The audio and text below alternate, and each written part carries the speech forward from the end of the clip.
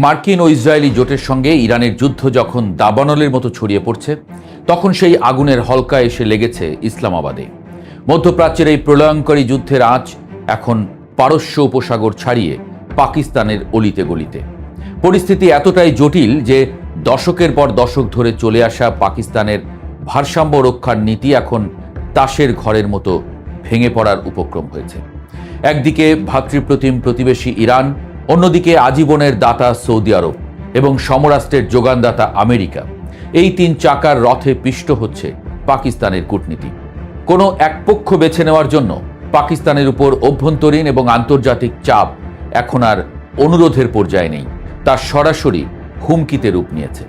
পাকিস্তান এখন আক্ষরিক অর্থেই এক আগ্নেয়গিরির উপর দাঁড়িয়ে আছে, যার একদিকে ভূরাজনীতির লাভা আর অন্যদিকে দেশের ভেতরে চরম নাগরিক অসন্তোষ।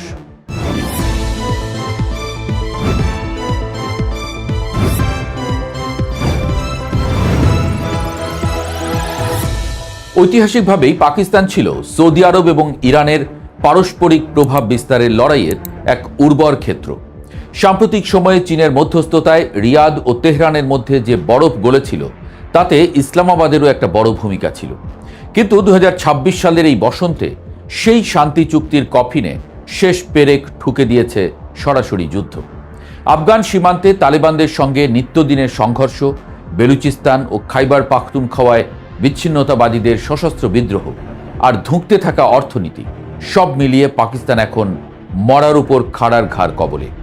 ইরান যখন মধ্যপ্রাচ্যের মার্কিন ঘাঁটিগুলোতে একের পর এক সুনির্দিষ্ট ড্রোন এবং ক্ষেপণাস্ত্র হামলা চালাচ্ছে, তখন সৌদি আরবের মতো দেশগুলো পাকিস্তানকে তাদের প্রতিরক্ষা চুক্তির কথা মনে করিয়ে দিচ্ছে। কিন্তু তেহরানের সঙ্গে দীর্ঘ সীমান্ত থাকা পাকিস্তান জানে, ইরানের সঙ্গে সরাসরি সংঘাতে জড়ানোর অর্থ হল নিজের ঘরের ভেতরেই আগুন জ্বালিয়ে দেওয়া। সবচেয়ে বড় বিতর্কের জন্ম দিয়েছে ইরানের সর্বোচ্চ নেতা আয়াতুল্লাহ আলী খামেনির শাহাদত বরণ বা নিহত হওয়ার ঘটনায় পাকিস্তানের রহস্যময় অবস্থান। সারা বিশ্বের মুসলিম দেশগুলো যখন এই ঘটনায় ফুঁসছে, ইসলামাবাদ তখন অদ্ভুত এক কৌশলী নীরবতা বেছে নিয়েছে। তারা সরাসরি কোনো নিন্দা না জানিয়ে কেবল দায়সারা উদ্বেগ প্রকাশ করেছে। অথচ এর কয়েকদিন পরই যখন ইরান পাল্টা জবাবে উপসাগরীয় দেশগুলোর উপর আক্রমণ চালায়, তখন নিন্দা জানাতে বিন্দুমাত্র সময়ক্ষেপণ করেনি পাকিস্তান সরকার। এই নগ্ন দ্বিচারিতা পাকিস্তানের সাধারণ মানুষের চোখে ধরা পড়ে গেছে। বিশ্লেষকরা বলছেন, পাকিস্তানের এই নমনীয়তার মূল সুতো বাঁধা রয়েছে ওয়াশিংটনে। দ্বিতীয় মেয়াদ ক্ষমতায় আসা মার্কিন প্রেসিডেন্ট ডোনাল্ড ট্রাম্পের সঙ্গে পাকিস্তানের বর্তমান সেনাপ্রধান জেনারেল আসিম মুনিরের সম্পর্ক এখন তুঙ্গে। ট্রাম্প প্রশাসন এখন মধ্যপ্রাচ্য এবং আফগানিস্তান ইস্যুতে পাকিস্তানের পরামর্শের উপর অনেকাংশেই নির্ভর করছে।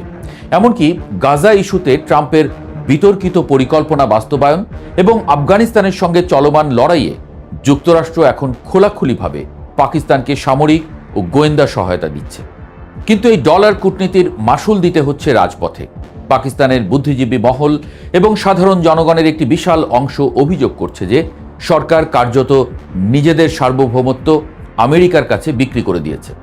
বিশেষ করে পাকিস্তানকে দিয়ে ট্রাম্পকে নোবেল শান্তি পুরস্কারের জন্য মনোনীত করার যে হঠকারী সিদ্ধান্ত নেওয়া হয়েছে, তা দেশের ভেতরে তীব্র হাসাহাসি এবং ক্ষোভের জন্ম দিয়েছে। করাচি থেকে লাহোর প্রতিটি শহরে এখন স্লোগান উঠছে সরকারের বিরুদ্ধে। করাচিতে মার্কিন দূতাবাসের সামনে বিক্ষোভরত জনতার উপর পুলিশের গুলি চালানোর ঘটনা পরিস্থিতিকে নিয়ন্ত্রণের বাইরে নিয়ে গেছে। শিয়া অধ্যুষিত এলাকাগুলোতে কারফিউ জারি করে আর রাস্তাঘাট বন্ধ করে প্রতিবাদ দমানোর চেষ্টা করা হচ্ছে ঠিকই, কিন্তু সাধারণ মানুষের মনের ভেতরে থাকা ক্ষোভের আগুন নেভানোর কোনো উপায় প্রশাসনের জানা নেই।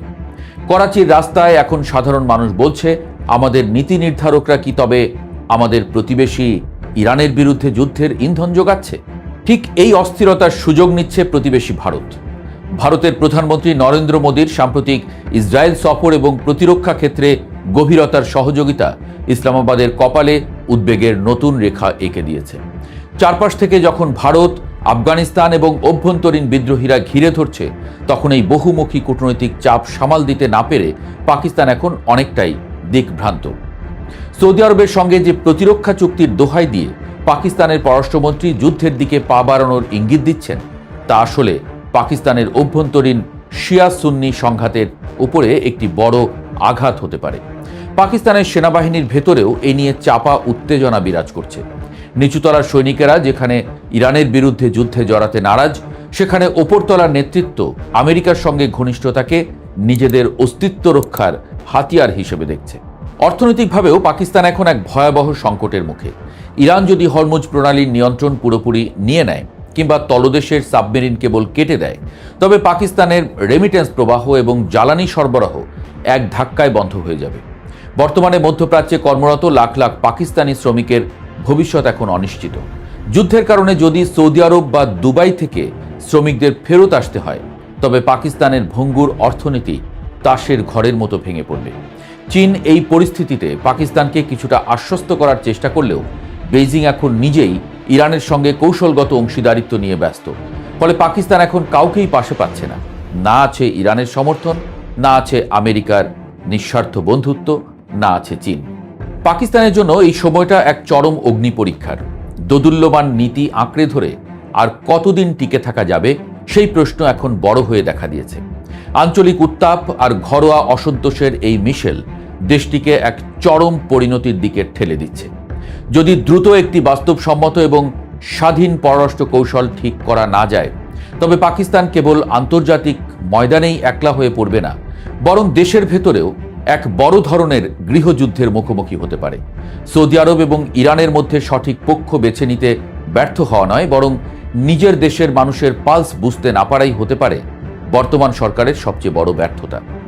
করাচি আর লাহোরের কারফিউ আর কতদিন এই চাপা ক্ষোভকে আটকে রাখবে, তা এখন দেখার বিষয়। পাকিস্তান কি পারবে এই ভূরাজনৈতিক মরণ ফাঁদ থেকে বেরিয়ে আসতে, নাকি আমেরিকার ফ্রন্টলাইন স্টেট হওয়ার নেশায় আবারও নিজের সর্বনাশ ডেকে আনবে?